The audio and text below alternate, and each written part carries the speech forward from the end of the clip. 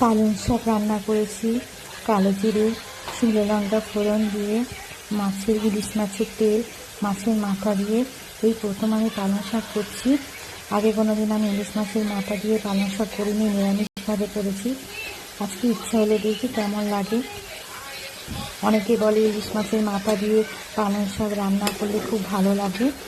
আমার পালং শাকটা দেখো হয়েই গেছে।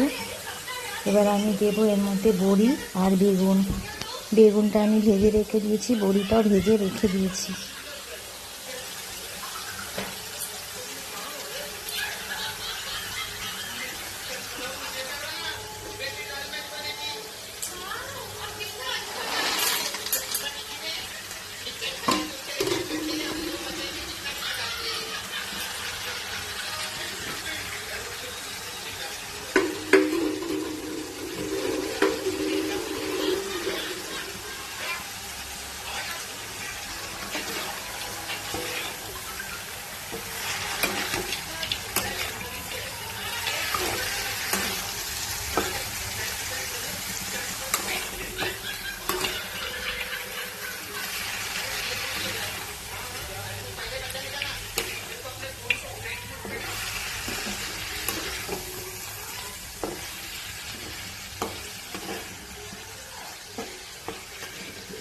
বেগুনটা আমি ভেজে রেখে দিই, পরে দিই।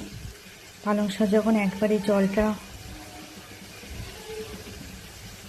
যখন একদম হয়ে যায়, জলটা আর না থাকে, শুকনো ভাব এসে যায়, তখনই আমি বেগুনটা দিই।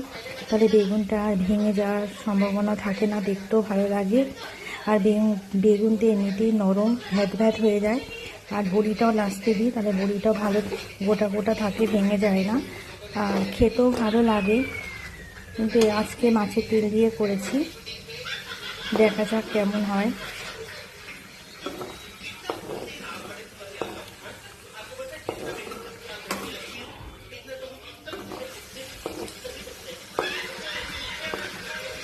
আমার পালং শাকটা হয়ে গেছে, এবার আমি নামিয়ে দেব।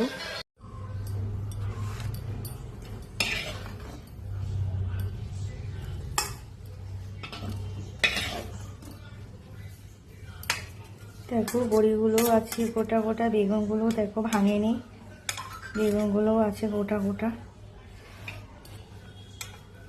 দেখো বেগুনগুলো দেখছো গোটা গোটা আছে। কেমন হয়েছে দেখতে পালং শাক রান্নাটা? একটুখানি আমার মায়ের জন্য তুলে রেখেছি। এখন মা বাবার বয়স হয়ে গেছে, তো অত কিছু রান্না করতে পারে না, তাই মাঝে মাঝে এগুলো হলে আমি মা বাবাকে পাঠিয়ে দিই।